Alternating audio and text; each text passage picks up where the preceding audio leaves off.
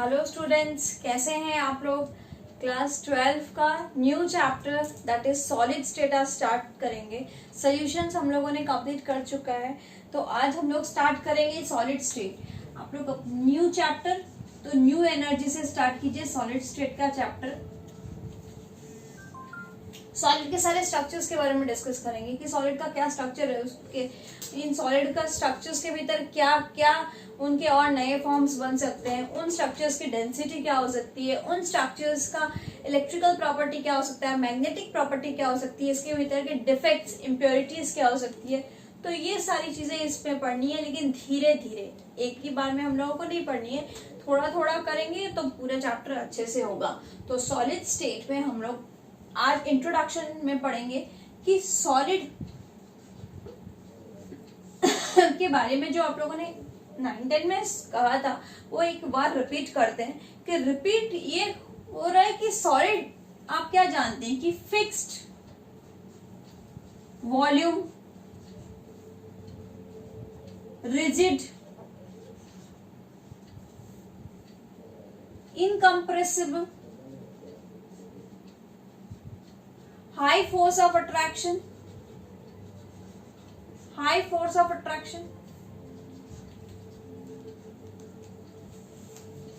ठीक है, dot dot dot dot और भी काफी है, ठीक है, कि डिफ्यूज इजीली नहीं होता है। तो ये सारे फैक्टर्स क्यों, सॉलिड के पार्टिकल्स ऐसे क्या क्या जुड़े हुए हैं, कैसे जुड़े हुए हैं कि ये फिक्स्ड वॉल्यूम है। क्वेश्चन ये आ सकता है कि why solid has fixed volume, why solid is rigid, rigid क्यों है सॉलिड। तो इसका आंसर एक ही है कि सॉलिड रिजिड हो या इसका सॉलिड का फिक्स्ड वॉल्यूम हो, इसका मतलब सॉलिड के भीतर के जो पार्टिकल्स हैं, इस सॉलिड के भीतर के जो पार्टिकल्स हैं वो अपने पोजीशन से मूव नहीं करते, वो अपने पोजीशन से मूव नहीं करते। अगर वो मूव भी करते हैं तो वो एकदम अपने फिक्स पोजीशन को रखते हुए ऑसिलेट करते हैं। तो they do not move from their fixed position.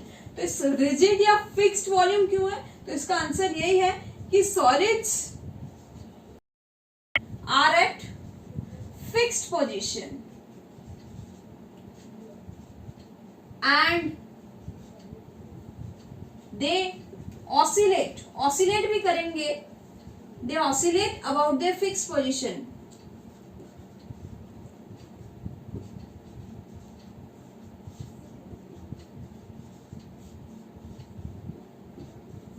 Okay, तो ये आपका है कि ऑसिलेट भी करते हैं तो फिक्स पोजीशन, तो इसीलिए इसका रिजिड है और इसमें फिक्स्ड वॉल्यूम है, ठीक है। तो फर्स्ट इसमें जो टॉपिक है आपका सॉलिड स्टेट का, जो फर्स्ट टॉपिक है उस टॉपिक में है कि सॉलिड को हम लोग क्लासिफाई कैसे कर सकते हैं, how we are going to classify this solid.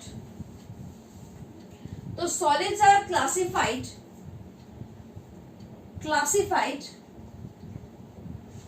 According to arrangement of its constituent particle।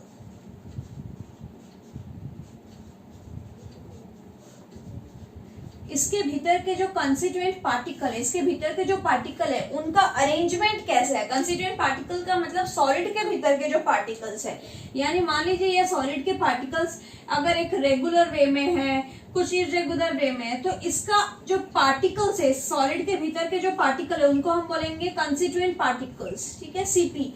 तो ये कंस्टिट्यूएंट पार्टिकल कैसे अरेंज्ड है उसके according we will classify solid. तो उसके अकॉर्डिंग अगर क्लासिफाई करें तो solid is classified into 2 parts. Solids को 2 भाग में भाग किया जाता है, सॉलिड्स इनटू 2 पार्ट्स।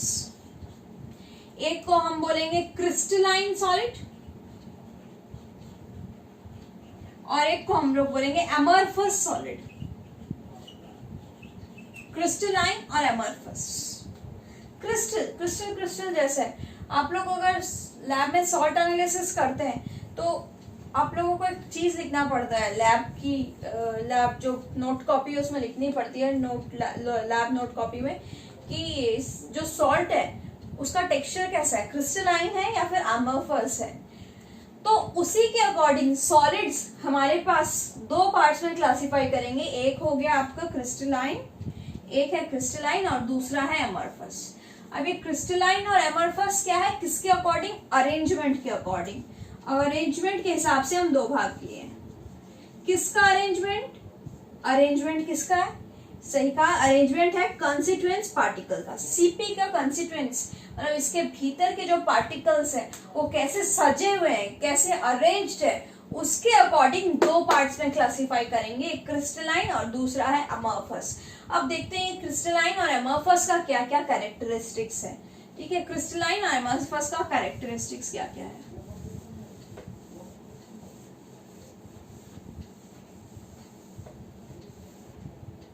तो एक काम करते हैं, इन दोनों का डिफरेंस देख के दोनों का कैरेक्टरिस्टिक्स भी हो जाएगा, दोनों का डिफरेंस भी हो जाएगा।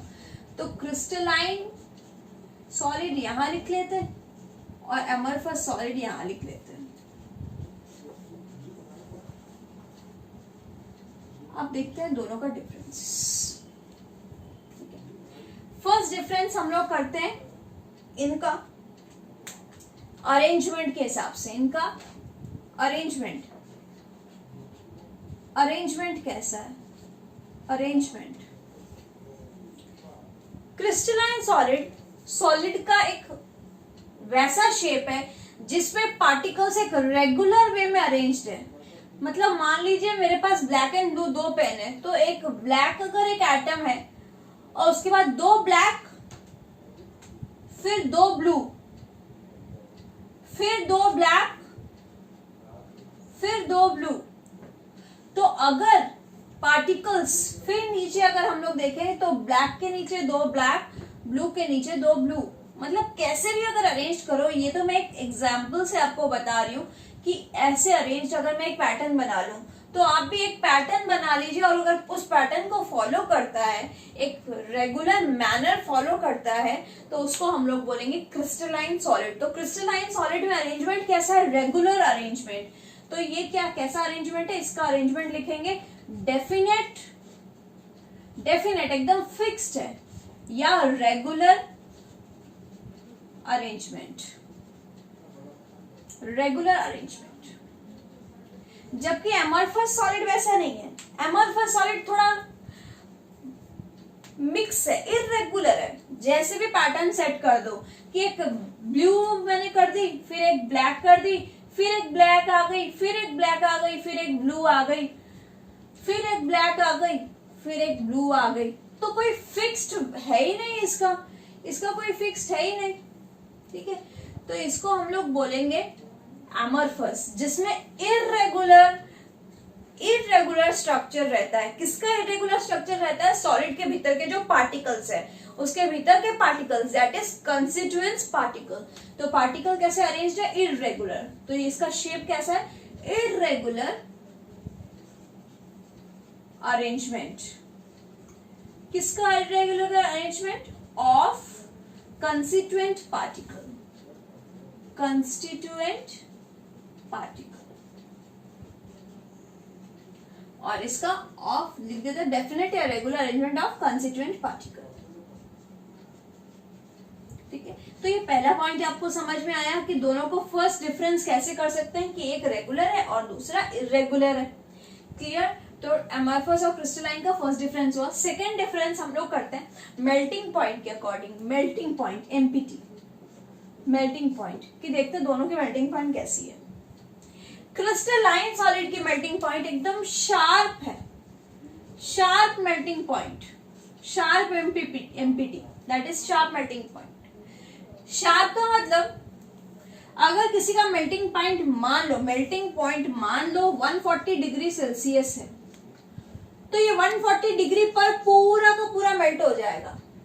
ये सॉलिड मेल्ट हो रहा है, मेल्ट हो रहा है, मेल्ट हो रहा है, मेल्ट हो रहा है, जैसे ही 140 डिग्री पहुंच जाएगा पूरा का पूरा मेल्ट हो जाएगा। तो this is the temperature where solid gets completely melted into liquid. वो पूरा कंप्लीट मेल्ट हो जाता है एक ही टेम्परेचर पर। मतलब एक रेंज नहीं चाहिए कि पहले थोड़ा सेमी लिक्विड हुआ, फिर लिक्विड हुआ, मतलब एक ग्रेजुअल प्रोसेस नहीं है, ये क्या है, शार्प मेल्टिंग पॉइंट है। जबकि एमरफस क्या है, ग्रेजुअल होता है, ग्रेजुअली सॉफ्टन, धीरे धीरे सॉफ्ट होता है, and have a range of melting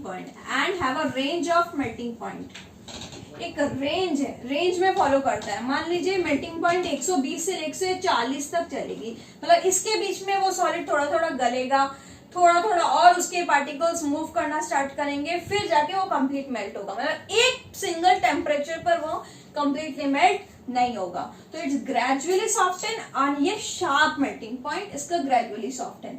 पहला वाला अरेंजमेंट था, सेकेंड वाला मेल्टिंग पॉइंट था। अब देखते हैं थर्ड के और क्या डिफरेंस हो सकता है इन दोनों में। थर्ड डिफरेंस देखते हैं। चलो मेल्टिंग पॉइंट क्या है, तो अब हीट ऑफ फ्यूजन कर लेते हैं। हीट ऑफ फ्यूजन, फ्यूजन हम किस प्रोसेस को बोलते हैं, फ्यूजन हम उस प्रोसेस को बोलते हैं जिसमें सॉलिड से लिक्विड कन्वर्ट होता है। द प्रोसेस, जिस प्रोसेस में सॉलिड लिक्विड में कन्वर्ट होता है, सॉलिड लिक्विड में कन्वर्ट होता है, उस प्रोसेस को हम बोलते हैं फ्यूजन। ठीक है ना। अब फ्यूजन के टाइम एनर्जी चेंज होगी, हीट चेंज होगी। आप सोचिए जरा, सॉलिड से लिक्विड जब कन्वर्ट होती है तो ये एंडोथर्मिक प्रोसेस है या एक्सोथर्मिक प्रोसेस है, यानी हीट लेके सॉलिड से लिक्विड जाता है या हीट दे के सॉलिड से लिक्विड जाता है। हाँ, ये एंडोथर्मिक प्रोसेस है। एंडोथर्मिक कैसे हुआ, कैसे सॉलिड हीट लेता है, सॉलिड को हीट करना पड़ता है, सॉलिड अपने भीतर हीट लेगा, लैटेंट हीट जिसको बोलते हैं, हीट लेके लिक्विड में कन्वर्ट होता है। तो it is an endothermic process, ये एक एंडोथर्मिक है। एंडोथर्मिक और सॉलिड से लिक्विड प्रोसेस को हम बोलते हैं फ्यूजन। तो हीट ऑफ फ्यूजन, इस प्रोसेस के चेंज में कितना हीट चेंज हुआ उसको हम लोग बोलेंगे हीट ऑफ फ्यूजन। तो इसमें हीट ऑफ फ्यूजन में फिक्स्ड वैल्यू है कि इसकी अगर heat of fusion plus 140 kilo joule पर मोल होगी तो उतनी ही वैल्यू होगी। ये नहीं कि हीट ऑफ फ्यूजन कभी 140 है तो कभी 150 तो कभी 130। No, heat of fusion is fixed, have a fixed value. तो यहाँ पे लिखते हैं हीट ऑफ फ्यूजन का फिक्स्ड वैल्यू है, फिक्स्ड वैल्यू। जबकि इसमें हीट ऑफ फ्यूजन कैसा वैल्यू है, C point not fixed value, vary करता है, इट वेरीज, चेंज होता रहता है। तो थर्ड पॉइंट आपको क्लियर हुआ हीट ऑफ फ्यूजन के डेफिनेशन से, कि हीट ऑफ फ्यूजन का मतलब कितना हीट लगेगा कि सॉलिड लिक्विड में कन्वर्ट होगा। और ये जो वैल्यू है, मान लीजिए वाटर के लिए या कोई दूसरा लिक्विड के लिए, ये सॉरी कोई दूसरा सॉलिड, अगर वाटर को अगर सॉलिड से लिक्विड में कन्वर्ट करना है, आइस टू वाटर जा रहा है, तो उसके लिए हीट ऑफ फ्यूजन की फिक्स वैल्यू है।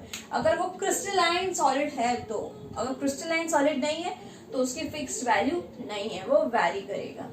ओके, तो ये सी पॉइंट हुआ। डी पॉइंट हम लोग नेक्स्ट पॉइंट लिखते हैं। वेरी इंपॉर्टेंट कि नेचर, इसका नेचर है an isotropic, very important point. और इसका नेचर है आइसोट्रॉपिक। अब ये एनाइसोट्रॉपिक और आइसोट्रॉपिक क्या है, बहुत बढ़िया से जान लीजिए, क्योंकि क्वेश्चन डायरेक्ट ऐसे भी आ सकता है, why crystalline solids are anisotropic in nature. तो एनाइसोट्रॉपिक का मतलब ये हो रहा है कि अगर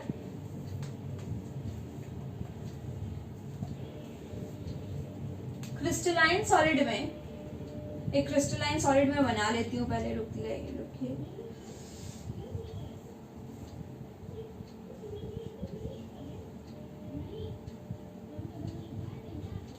मैंने यहाँ एक अरेंजमेंट किया है जिसमें एक क्रिस्टलाइन सॉलिड किया है, पहले 3 ब्लैक बॉल किए, फिर 3 ब्लू बॉल, फिर 3 ब्लू और फिर 3 ब्लैक।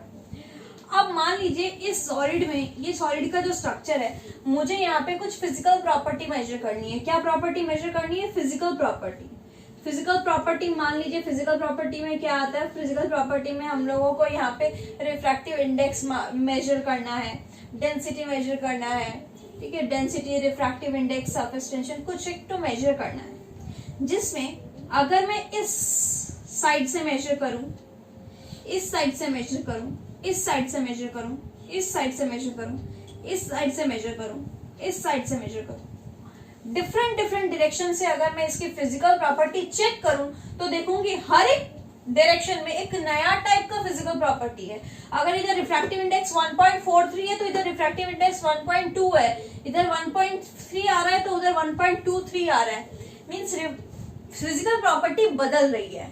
कैसे बदल रही है? According to different directions. तो एनाइसोट्रॉपिक का मतलब यही होता है कि जिसमें फिजिकल प्रॉपर्टी सेम नहीं है। जब कब फिजिकल प्रॉपर्टी कब सेम नहीं है?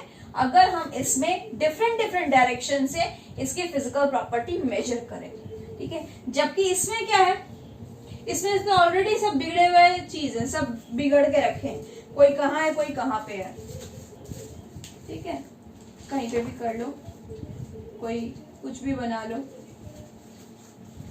लेकिन इसमें मैं अगर मेजर करूं, चाहे इधर से मेजर करूं, इधर से मेजर करूं, इधर से करूं, इधर से करूं, ऑलवेज एक ही टाइप की फिजिकल प्रॉपर्टी आएगी, कोई भी डायरेक्शन में माप लेंगे। तो इसको हम लोग इसलिए बोलते हैं आइसोट्रॉपिक। आइसो का मतलब same, same physical property when measured in different direction, और यहाँ पे different physical property when measured in different direction. तो इसका ये वाला चीज हम लोग यहाँ पे ब्रैकेट में लिख लेते हैं, आइसोट्रॉपिक का मतलब क्या है और आइसोट्रॉपिक का मतलब क्या है। आइसोट्रॉपिक, तो एनाइसोट्रॉपिक का मतलब है different physical property when measured in when measured from different direction, when measured from different direction। जबकि उसमें क्या होगा, same physical property, same physical property when measured from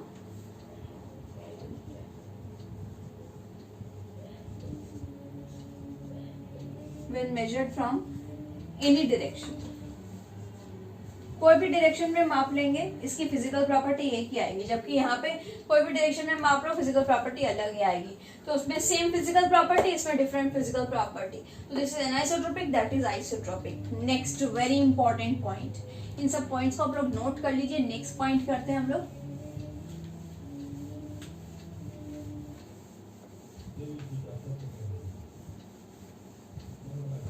next point पे हम लोग देखेंगे कि क्रिस्टलाइन और एमरफस सॉलिड में, क्रिस्टलाइन और एमरफस सॉलिड में यहाँ पे लिख देते हैं CS क्रिस्टलाइन सॉलिड और यहाँ लिख देते हैं एमरफस सॉलिड, और कुछ ज्यादा पॉइंट्स नहीं बचे।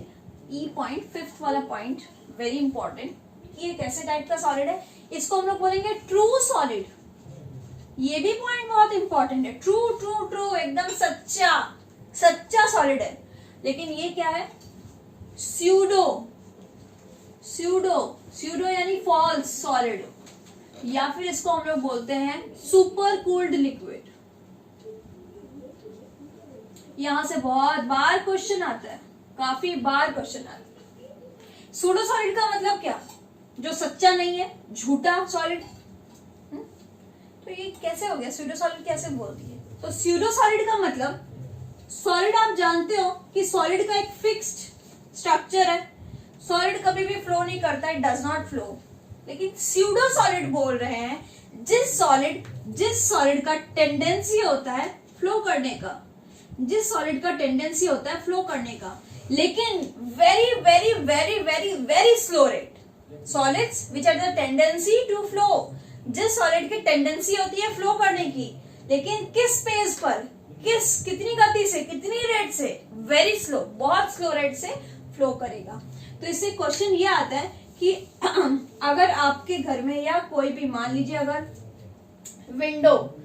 विंडो या डोर कांच की अगर है, ग्लास की बनाई हुई है, और काफी साल से अगर आप उस घर पे रह रहे हैं या कोई भी आप कहीं पे भी देख सकते हो, तो ग्लास में अगर आप टच करेंगे, उसकी थिकनेस को टच करेंगे ग्लास में, तो आप ग्लास की थिकनेस को आप ऑब्जर्व कर सकते हो कि ऊपर से थोड़ी थिन, नीचे जाके थोड़ी थिकर होती है, नीचे बॉटम थोड़ी थिकर होती है, ऊपर थोड़ी थिन होती है। क्या? Glass panes. Glass panes, glass panes का मतलब हो गया कांच के जो विंडो है, ग्लास पेन्स विंडो या डोर कुछ भी मान लीजिए, नीचे थोड़ा थिक होता है, ऊपर थोड़ा थिन होता है। क्यों? क्योंकि ये सालों साल धीरे धीरे लिक्विड्स ग्रेजुअली फ्लो करने लगता है, धीरे धीरे लिक्विड्स सालों साल से फ्लो कर रहे हैं, और फ्लो करके नीचे ज्यादा मोटा हो जा रहा है, थिक हो जा रहा है, ऊपर थोड़ा थिन हो जा रहा है। तो इसी नेचर को, जिसमें सॉलिड फ्लो करता है, solid flow but very slow rate, that is called pseudo liquid और super cooled liquid। तो what is pseudo liquid, pseudo solid और super cooled liquid? जिसके सॉलिड का टेंडेंसी होता है फ्लो करने का, but at a slow rate, और जबकि ये ट्रू सॉलिड है, ये कभी भी फ्लो नहीं करता है, ये जैसे है वैसे ही रहता है। तो ये कुछ क्वेश्चंस और ये कुछ आप लोगों के कैरेक्टरिस्टिक्स मान लीजिए, चाहे इन लोगों का ये मान लीजिए, और एक पॉइंट लिख लीजिए कि इसका रेंज कैसा होता है, मतलब कितना दूर तक वो एग्जिस्ट करता है। ये क्रिस्टलाइन पार्टिकल काफी दूर तक एग्जिस्ट करता है, इसलिए हम लोग यहाँ पे लिखेंगे long range order. Long range order, range क्या है? काफी लॉन्ग है, मतलब ये पैटर्न काफी दूर तक चले जाएंगे, लॉन्ग रेंज। लेकिन इनके पैटर्न्स क्या है? Short range. शॉर्ट रेंज, थोड़ी दूर बना फिर फिनिश, फिर कोई नया पैटर्न स्टार्ट, फिर थोड़ी दूर फिर फिनिश, मतलब शॉर्ट रेंज है। और ये क्या है? काफी लॉन्ग रेंज। तो ये आपके डिफरेंस हुए क्रिस्टलाइन सॉलिड और एमोर्फस सॉलिड में, और कैरेक्टरिस्टिक्स भी हो गए। तो इनको आप फटाफट रिवाइज कर लीजिए। क्या है क्रिस्टलाइन सॉलिड में, क्या क्या होते हैं, आपको क्वेश्चन बताइए, तो फिर बताइए ट्रू सॉलिड कौन है, क्रिस्टलाइन या एमोर्फस?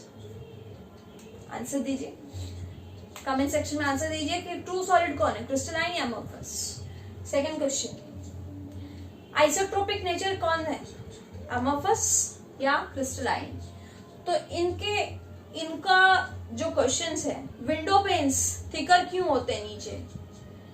रिफ्रैक्टिव इंडेक्स, क्वेश्चन है refractive index when measured from different direction we got different value, which type of nature is this and which solid does this have?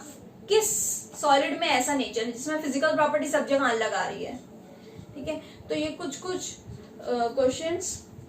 हाँ, और एक क्रिस्टलाइन और amorphous में और एक डिफरेंस लिख सकते हैं, EFG कर दीजिए, इसको मिटा लिए, लेकिन एक जी वाला एक याद आ गया, वो लिख लीजिए कि क्रिस्टलाइन सॉलिड में क्लीवेज प्रॉपर्टी कैसी है? क्लीवेज प्रॉपर्टी, क्रिस्टलाइन सॉलिड में क्लीवेज प्रॉपर्टी होती है, यानी अगर उस सॉलिड को अगर मैं कट करूं तो दो पोर्शन में, अगर मान लीजिए दो पोर्शन में कट हो रहा है, तो दोनों पोर्शन बहुत रेगुलर कट होगा और काफी स्मूथ और सरफेस प्लेन रहेगा।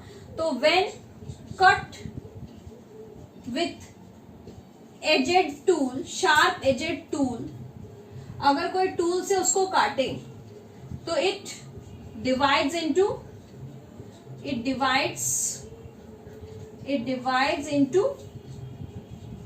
regular sharp pieces. ठीक है, जबकि इसका वैसा नहीं है। when cut it divides into irregular and rough surface, irregular और रफ सरफेस में डिवाइड होता है। तो 7 पॉइंट्स आपके लिए, ठीक है, कंसिस्टेंस और ये हो गए। तो इस शायद आपको समझ में आया है कि क्या है क्रिस्टलाइन और एमोर्फस।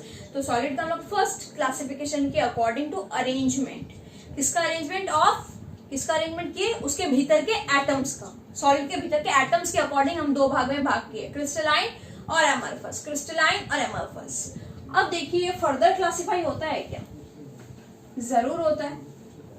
क्रिस्टलाइन हम फर्दर क्लासिफाई कर सकते हैं, लेकिन एमोर्फस नहीं कर सकते। तो क्रिस्टलाइन सॉलिड का और फर्दर क्लासिफिकेशन क्या है? तो लिख लीजिए क्रिस्टलाइन सॉलिड।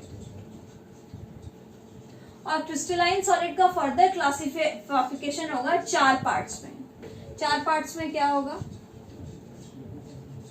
पहला होगा मॉलिक्यूलर सॉलिड, दूसरा होगा, लिख लीजिए, दूसरा होगा आयनिक सॉलिड,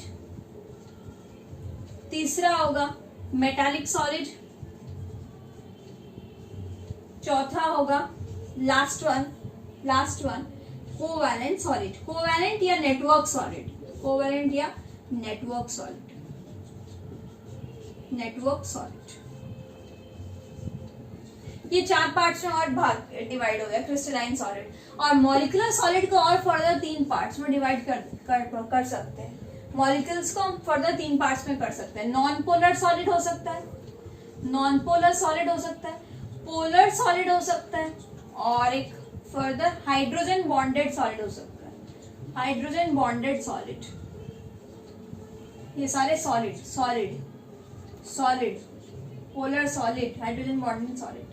तो इनके बारे में हम पढ़ते हैं कि इसके भीतर क्या फोर्स ऑफ अट्रैक्शन है, और एग्जाम्पल्स के थ्रू इनको देखते हैं कि क्या है इनके भीतर, कंडक्टिविटी कैसी है। तो ये क्रिस्टलाइन का आपका डिवीजन हो गया। अब हम लोग स्टार्ट करते हैं सबसे पहले मॉलिक्यूलर सॉलिड से। मॉलिक्यूलर सॉलिड्स, तो मॉलिक्यूलर सॉलिड्स क्या है? तो ऊपर लिख लीजिए आप लोग मॉलिक्यूलर सॉलिड्स। फर्स्ट पार्ट किसका? क्रिस्टलाइन सॉलिड का, मॉलिक्यूलर सॉलिड। तो मॉलिक्यूलर सॉलिड के भीतर सबसे पहले आता है आपका पोलर सॉलिड, ए नंबर, पोलर सॉलिड। तो इन सब में हम लोग सबसे पहला कॉलम बनाते हैं कि इसके भीतर, अच्छा, मॉलिक्यूलर सॉलिड के भीतर कैसे टाइप के पार्टिकल्स प्रेजेंट है? कैसे टाइप के? मॉलिक्यूलर सॉलिड में मॉलिक्यूल्स, तो क्या प्रेजेंट है? मॉलिक्यूल्स। मॉलिक्यूलर सॉलिड में क्या प्रेजेंट है? Molecules present. ओके। अब मॉलिक्यूलर सॉलिड में सबसे पहले हम लोग लिखेंगे force of attraction, FOA, force of attraction लिखेंगे। दूसरा लिखेंगे कंडक्टिविटी, और उसके बाद लिखेंगे हम लोग एग्जाम्पल। ठीक है, ये 3 इंपॉर्टेंट पॉइंट्स लिखेंगे। तो सबसे पहले पोलर सॉलिड में force of attraction. Polar solid कौन से होते हैं? पहले नॉन पोलर, पोलर कुछ भी लिख लीजिए, नो प्रॉब्लम। चलो नॉन पोलर करते हैं, non polar solid. Non polar यानी जिसमें कोई फोर्स ऑफ अट्रैक्शन नहीं है, कोई फोर्स ऑफ अट्रैक्शन नहीं है। यानी मान लीजिए कौन सा मॉलिक्यूल? आयोडीन हो गया, हीलियम हो गया, आर्गन हो गया, CCl4 हो गया, जिसमें no force of attraction between 2 atoms. और जैसे आयोडीन के बीच में, आर्गन के बीच में कोई फोर्स ऑफ अट्रैक्शन नहीं है, तो इस टाइप के मॉलिक्यूल्स को हम बोलते हैं नॉन पोलर सॉलिड्स। ठीक है। अब इन नॉन पोलर सॉलिड्स में कैसा फोर्स ऑफ अट्रैक्शन है? सबसे वीकेस्ट फोर्स ऑफ अट्रैक्शन है कौन सा? लिख लीजिए लंडन फोर्स या dispersion force. Force of attraction के बारे में क्लास 11 में काफी डिटेल्स में पढ़ा था कि लंडन फोर्स और डिस्पर्शन फोर्स है। और कंडक्टिविटी क्या है? Not conductor, does not conduct, non polar conduct नहीं करता, इलेक्ट्रिसिटी बैड कंडक्टर। ठीक है ना, तो सॉलिड मतलब कोई स्टेट में ये कंडक्ट नहीं कर सकता। Next polar compounds, polar solids. Polar solid में एग्जांपल बोल दीजिए जिसमें बोथ पोल्स है, मतलब इस दोनों मॉलिक्यूल्स में चार्ज है। मान लीजिए क्लोरीन है और H है, तो ये Cl-H+, तो दिस इज पोलर मॉलिक्यूल। दोनों के बीच में परमानेंट पोल्स है, परमानेंट चार्ज है। तो इसका एग्जांपल यही लिख दीजिए, HCl हो गया जिसमें परमानेंट चार्ज है, NO2 हो गया, परमानेंट चार्ज है। तो जिसमें परमानेंट चार्ज है उस मॉलिक्यूल्स को हम लोग बोलते हैं पोलर सॉलिड्स। तो पोलर सॉलिड्स में क्या फोर्स ऑफ अट्रैक्शन है? काफी अच्छा फोर्स ऑफ अट्रैक्शन है। इस फोर्स ऑफ अट्रैक्शन में लिख लीजिए डाइपोल, दोनों ही पोल्स है, dipole force of attraction, conductivity ना, कंडक्ट नहीं करता, डज नॉट कंडक्ट इलेक्ट्रिसिटी। ठीक है। तीसरा आपका है hydrogen bonding. Hydrogen bonded solid. तो हाइड्रोजन बॉन्डिंग क्या होती है, जब हाइड्रोजन 3 लोगों के साथ बॉन्ड करता है। ये 3 कौन है, वेरी इलेक्ट्रोनेगेटिव एटम। जब हाइड्रोजन वेरी इलेक्ट्रोनेगेटिव एटम के साथ बॉन्ड करता है, वेरी इलेक्ट्रोनेगेटिव कौन है, FON, phone, fluorine, oxygen, nitrogen, बहुत हाई इलेक्ट्रोनेगेटिव, बहुत हाई इलेक्ट्रोनेगेटिव। जब हाइड्रोजन इनके साथ बॉन्ड करता है, इसको हम लोग बोलते हैं हाइड्रोजन बॉन्डिंग। तो हाइड्रोजन बॉन्डिंग किस किस में एग्जिस्ट कर सकता है, वाटर में एग्जिस्ट कर सकता है, HF में कर सकता है, ठीक है। नाइट्रोजन के साथ कोई एग्जाम्पल बोल दीजिए, ठीक है। तो ये हो गया CH3COOH। तो जिसमें हाइड्रोजन बॉन्डिंग हो सकता है इंटरमॉलिक्यूलर या इंट्रामॉलिक्यूलर, उसमें हम लोग बोलते हैं हाइड्रोजन बॉन्डेड सॉलिड।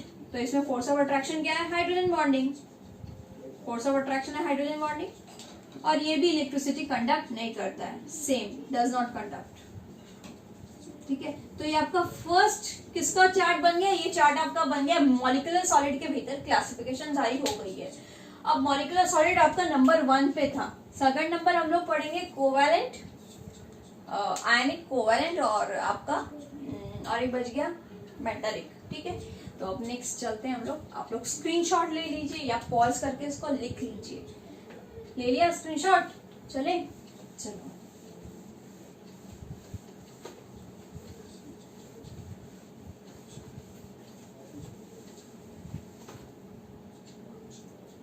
नेक्स्ट हम लोग लिखते हैं नंबर 2, चलते हैं आयनिक सॉलिड, यहीं पे पूरा फिनिश कर देंगे। तीसरा चलते हैं हम लोग मेटालिक सॉलिड। चौथा करते हैं हम लोग कोवैलेंट या नेटवर्क सॉलिड। तो इसके भीतर पार्टिकल्स कौन सी प्रेजेंट है, सबसे पहले पार्टिकल्स लिखेंगे कि इसके भीतर कौन सी पार्टिकल्स प्रेजेंट है, ठीक है। उसके बाद लिखेंगे फोर्स ऑफ अट्रैक्शन कौन सी, फोर्स ऑफ अट्रैक्शन में थोड़ी बड़ी विड्थ चाहिए। फोर्स ऑफ अट्रैक्शन कौन सा है, कंडक्टिविटी कैसी है, और example.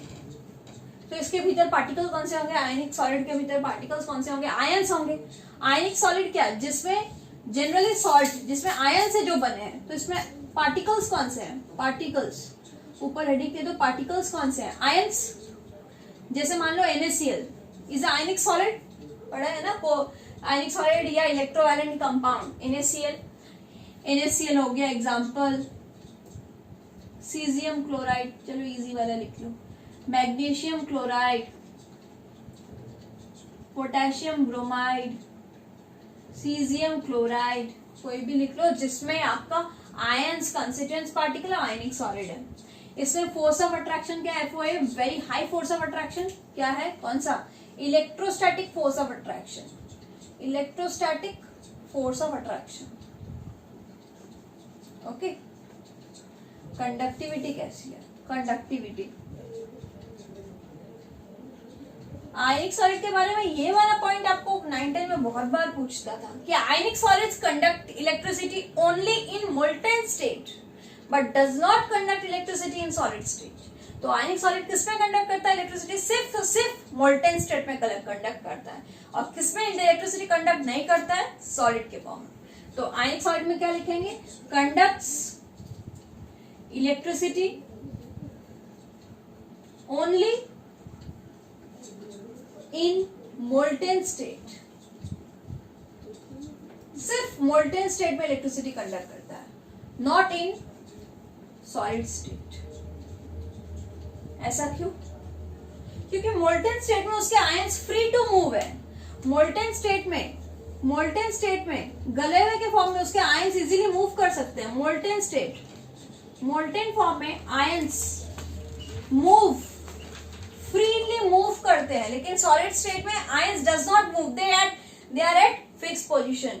So ionic solids conduct electricity only in molten state but not in solid state, हो गया। अब मेटालिक सॉलिड्स चलते हैं। मेटालिक सॉलिड जो मेटल का कंस्टिट्यूएंट्स है, मतलब मेटल, कोई भी मेटल ले लो, आयरन, कॉपर, सिल्वर। तो पार्टिकल्स क्या होंगे, मेटल। एग्जाम्पल कौन सा है सोच लो, एग्जाम्पल, ये एग्जाम्पल वाला कॉलम है। एग्जाम्पल है आयरन, निकल, chromium, manganese, blah blah blah. Force of attraction क्या है, मेटालिक में metallic bonding, metallic bonding, metal metal जो बॉन्डिंग होता है मेटालिक बॉन्डिंग, बहुत हाई फोर्स ऑफ अट्रैक्शन है और इलेक्ट्रिसिटी कंडक्ट करता है। कॉपर इंपॉर्टेंट एग्जांपल, कॉपर को कभी देखा है किसी मोल्टन स्टेट में कंडक्ट करता है? नो। कॉपर की तार होती है ना, इलेक्ट्रिसिटी सॉलिड के फॉर्म में ही तो होती है। जो हमारे घर के तार है वो कॉपर वायर्स है, तो सॉलिड स्टेट में है। तो metals can conduct electricity in both solid as well as molten state. तो इट कंडक्ट्स इलेक्ट्रिसिटी किस फॉर्म में? Both in solid and liquid, solid और लिक्विड दोनों स्टेट में। क्लियर? तो ये मेटालिक सॉलिड भी हो गया आपका। Last covalent solid, covalent solid यानी कोवैलेंट फोर्स ऑफ अट्रैक्शन जिसमें है, कोवैलेंट बॉन्ड है। तो कोवैलेंट बॉन्ड में force of attraction, covalent bond पता लग गया होगा। कोवैलेंट बॉन्ड के एग्जांपल बोल दो, कोई भी कार्बन को लेके एग्जांपल बोल दो। जैसे मान लो silica SiO2, diamond, graphite, carbon का कुछ भी ले लो, कार्बन का ग्रेफाइट, डायमंड, सब में कोवैलेंट बॉन्ड है। कार्बन का कोई भी कंपाउंड ले लो, कोवैलेंट कंपाउंड ही होते हैं, ठीक है। कोवैलेंट बॉन्ड है। पार्टिकल्स कैसे हैं? पार्टिकल्स क्या है? ये क्या है? एटम्स है, ठीक है। एटम्स को जोड़ के बनेंगे। इसमें आप मेटल्स में और भी लिख सकते हो, मेटल्स या फिर प्रोटॉन इलेक्ट्रॉन मिलके बनाता है, प्रोटॉन्स प्लस इलेक्ट्रॉन्स, प्रोटॉन और इलेक्ट्रॉन को मिला के मेटल्स बनता है, ठीक है, प्रोटॉन इलेक्ट्रॉन। इसमें एटम्स, कोवैलेंट बॉन्ड है और कंडक्टिविटी क्या है? Non conductor, non conductor, no conduct, does not conduct, सिवाय एक, एक्सेप्ट कौन है यहाँ पे? Except graphite. Graphite highly conduct electricity. Class 11 में ये भी क्वेश्चन आता था, ग्रेफाइट क्यों कंडक्ट करता है इलेक्ट्रिसिटी? उसका एक मोबाइल इलेक्ट्रॉन है, एक इलेक्ट्रॉन घूम सकता है, इसलिए ग्रेफाइट कंडक्ट इलेक्ट्रिसिटी। तो यहाँ पे हम लोग लिखते हैं कि ये आपका यहाँ पे कंप्लीट होता है। क्या चार्ज, क्या शीट खत्म हुआ? आपका क्लासिफिकेशन खत्म हुआ। किसका क्लासिफिकेशन खत्म हुआ? आपका क्रिस्टलाइन सॉलिड का। तो हम लोगों ने क्या किया? सबसे पहले सॉलिड लिया, सॉलिड के बारे में प्रॉपर्टी पढ़ी, सॉलिड के भीतर के जो पार्टिकल्स हैं उस पार्टिकल्स के अकॉर्डिंग दो पार्ट्स किए, क्रिस्टलाइन सॉलिड और एक एमरफस सॉलिड। क्रिस्टलाइन जो कि एक रेगुलर पैटर्न में अरेंज है, लेकिन एमरफस जो रेगुलर नहीं है, कैसे भी बिखरे हुए हैं। अब उनके बारे में पूरा डिटेल स्टडी किया और क्रिस्टलाइन सॉलिड का फर्दर क्या क्या डिवीजन हो सकता है। तो 4 डिवीजन उनका, मेटालिक सॉलिड, आयनिक सॉलिड और कोवैलेंट सॉलिड। और जो सबसे पहले पढ़ा था, क्या पढ़ा था आप लोगों ने? सबसे पहले क्या पढ़ा था? तो रिवाइंड करके देख लीजिए, मेटालिक, कोवैलेंट, आयनिक और एक सबसे पहले पढ़ा था मॉलिक्यूलर सॉलिड्स, ठीक है। तो इनको आप करने के बाद इनकी क्या क्या एग्जांपल है, क्या कंडक्टिविटी है, तो इनसे क्वेश्चंस ये आ सकते हैं कि which of the following, question दे सकता है 4-5, मान लीजिए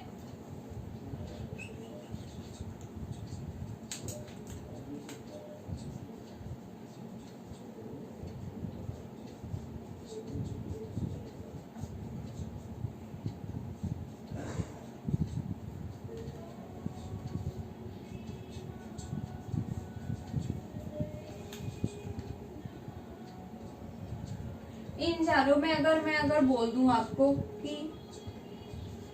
कि क्लासिफाई करो इसको, क्रिस्टलाइन सॉलिड में पार्ट करो, तो आयरन कैसा है? Metallic solid, MS metallic solid, ठीक है। पोटेशियम नाइट्रेट KNO3, KNO3 क्या है? आयनिक सॉलिड।